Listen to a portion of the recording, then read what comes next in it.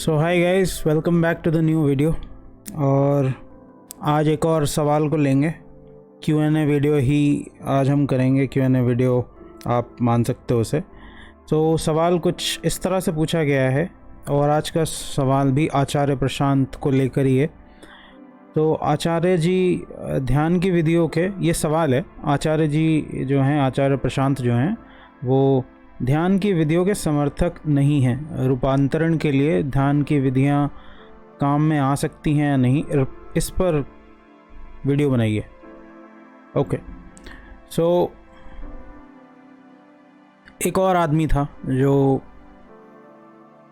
ध्यान की विधियों के खिलाफ था। ऐसा नहीं है कि आचार्य प्रशांत ही ध्यान की विधियों के खिलाफ हैं। आचार्य जी के अलावा एक और आदमी था जो ध्यान की विधियों के खिलाफ था, और वो थे जे कृष्णमूर्ति।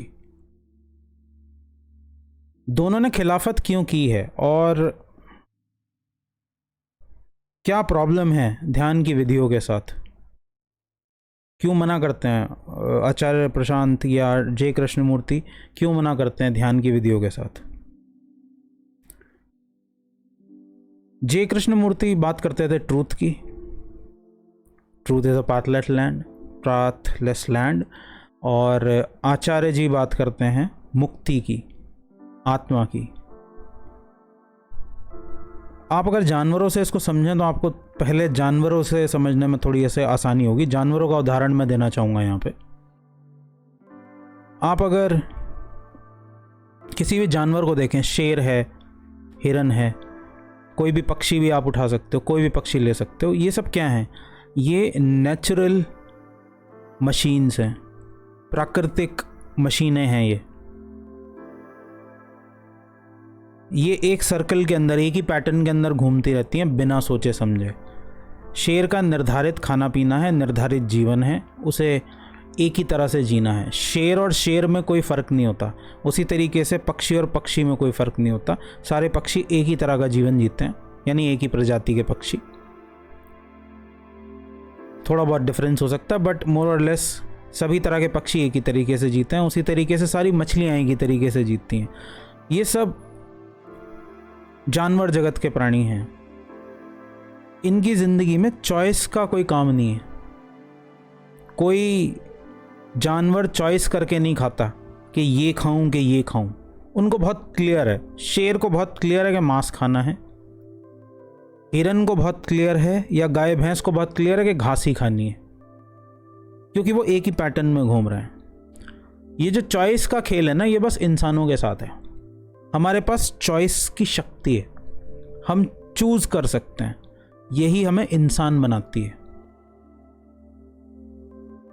जब भी आप कुछ करने के लिए जाते हो तो आपके पास हमेशा दो ऑप्शन होते हैं। ये हमें मिला तो वरदान की तरह था। एक समझदार आदमी के लिए, एक बोधपूर्ण व्यक्ति के लिए ये जो चॉइस है वो वरदान का काम करती है। लेकिन एक निचले तल पे जीने वाले आदमी के लिए, लोअर कॉन्शियसनेस वाले आदमी के लिए, ये जो चॉइस है, यही चॉइस जो है वो कन्फ्यूजन बन जाती है। आपने देखा है कितने लोग क्लैरिटी के साथ जीते हैं ज़िंदगी में? बहुत कम है। ज़्यादातर लोग तो कन्फ्यूजन में ही रहते हैं कि ये करें कि ये करें। वो चॉइस ही चूज़ ही नहीं कर पाते। बेसिकली ये जो चॉइस है वही उनकी ज़िंदगी की सबसे बड़ी दुश्मन बन जाती है। इसलिए ज़्यादातर आदमी हैबिट से चलना पसंद करते हैं। वो अपनी आदतों के ऊपर छोड़ देते हैं। आपके पास ऑप्शन होता है कि मैं सुबह जल्दी उठूं या लेट से उठूं। सोचते ऐसा बहुत लोग हैं, लेकिन आप गुलाम किसके होते हैं? अपनी आदत के। जैसी आपको आदत पड़ी होगी वैसा आप काम करना शुरू कर देंगे। जैसे जानवर होते हैं, जानवर भी आदत के ही गुलाम होते हैं। जानवरों के केस में सोचने समझने का कोई स्कोप नहीं होता। ज़्यादातर आदमियों के केस में भी यही चीज़ सच है। ज़्यादातर आदमियों के केस में भी सोचने समझने का कोई स्कोप नहीं होता, क्योंकि वो आदतों के गुलाम होते हैं। Here comes the trickiest part. इसी आदत से इंडिपेंडेंट होने को, इसी आदत से इंडिपेंडेंट डिसीजन को बोलते हैं मुक्ति। जब आप की कॉन्शियसनेस में इतनी पावर है कि आप अपनी आदत से मुक्त होकर कोई डिसीजन ले सको, और इसी आदत के अंदर इस सवाल का राज भी छुपा हुआ है कि क्यों आचार्य प्रशांत जैसे लोग या जेके जैसे लोग मेथड के खिलाफ होते हैं। आप ज़रा इस चीज़ को देखो कि शरीर आदत बनाता कैसे है। सिंपली कोई भी आदत बनती कैसे है? बहुत आसान है, एक ही चीज़ को पकड़ो और रिपीट करते चले जाओ। एडिक्शन कैसे बनता है? रिपीटिशन से। आप बार बार ड्रग्स करो, आप बार बार ड्रग्स करने से ड्रग्स के आदी हो जाओगे। आप बार बार एक ही चीज़ खाना शुरू करो, आपको उसकी एडिक्शन हो जाएगी। फूड एडिक्शन भी इसी चीज़ का नतीजा है।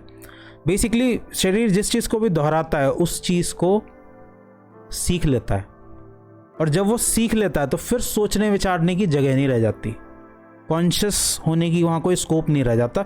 वो फिर अपने आप होने लगता है काम, एक मशीन की तरह अपने आप होने लगता है काम। और मेडिटेशन टेक्निक्स जो पहले दी जाती थी पुराने ज़माने में, वो इसी आदत को तोड़ने के लिए थी। आदत के चंगुल से बाहर आने के लिए मेडिटेशन टेक्निक्स इस्तेमाल की जाती थी। लेकिन over the period of time हुआ क्या है, लोगों ने मेडिटेशन टेक्निक्स को ही आदत बना दिया। उन्हें बुद्ध जैसा या कृष्ण जैसा बनना नहीं है, या जेके जैसा बनना नहीं है। उन्हें बस उनके दिए हुए मेथड्स को फॉलो करना है। और जब भी मेथड क्या होता है? मेथड एक रिपीटेड प्रोसेस होती है। और अभी हमने सीखा कि आदत कैसे बनती है, एक चीज़ को दोहराने से। तो जब आप एक मेथड को दोहरा लोगे तो वो एक आदत बन जाएगी। तो जब आप यही काम एक मेडिटेशन टेक्निक के साथ करोगे तो क्या होगा? मेडिटेशन टेक्निक भी एक आदत बन जाएगी, और आप उसकी खूबी के प्रति अनकॉन्शियस हो जाओगे, क्योंकि वो फिर एक मैकेनिकल एक्शन की तरह हो रहा है, बिना सोचे समझे। आप बिना सोचे समझे 1 घंटे मेडिटेशन पे बैठ रहे हो, आपको पता भी नहीं है कि हो क्या रहा है, मैं क्यों कर रहा हूं इसे। और जब ये आदत बन गई, वहीं खेल खराब हो गया सारा का सारा। क्योंकि जिस आदत से छुटकारा पाने के लिए, जिस आदत से मुक्ति पाने के लिए वो टेक्निक दी गई थी, वो उसका पर्पस ही खराब हो गया ना, उसका पर्पस ही खत्म हो गया।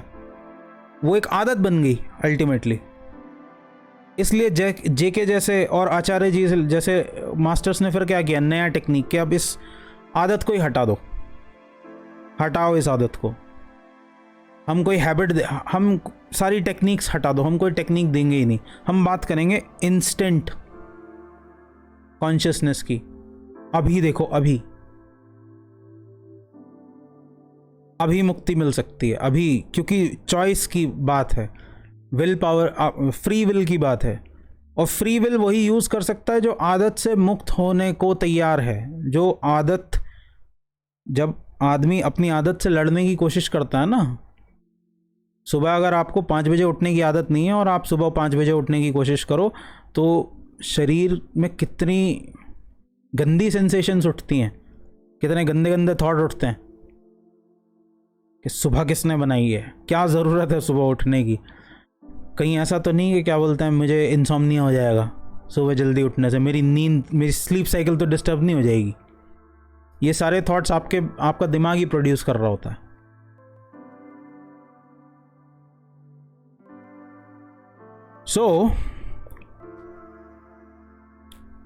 मुद्दे की बात यह है कि शरीर जो है वो आदत को छोड़ना नहीं चाहता, क्योंकि उसकी एनर्जी बचती है एक आदत को फॉलो करने में।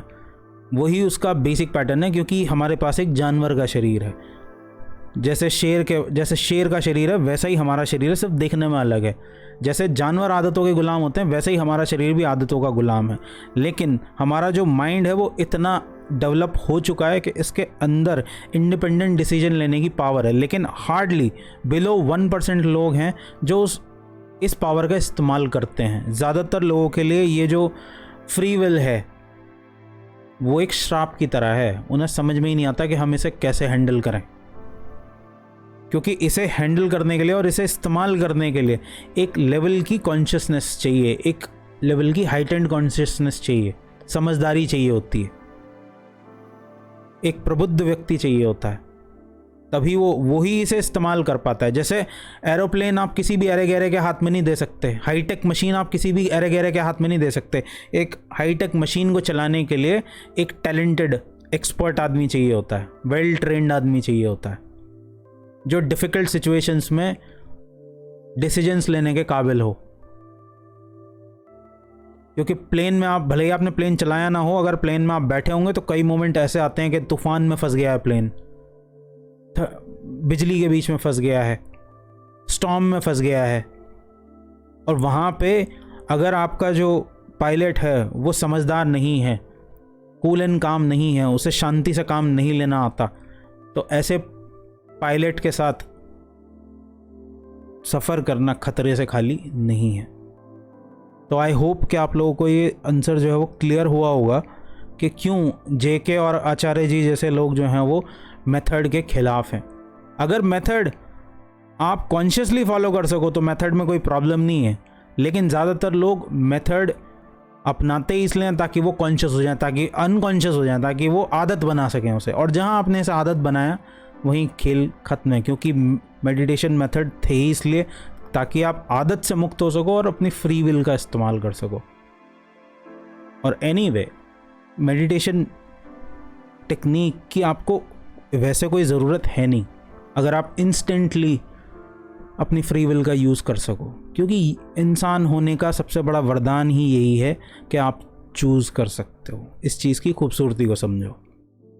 खैर, अब इस वीडियो को यहीं पर एंड करते हैं। अगर आप लोगों को वीडियो पसंद आई है तो वीडियो को लाइक कीजिए और अपने दोस्तों के साथ भी इसे शेयर कीजिए, और चैनल को सब्सक्राइब नहीं किया तो चैनल को सब्सक्राइब कर लेना, बेल आइकन प्रेस कर लेना, ताकि जब भी नई वीडियो अपलोड हो तो आप लोगों तक वीडियो ज़रूर पहुंचे। मैं चलता हूं, मैं मिलूंगा आप लोगों से अगले वीडियो में।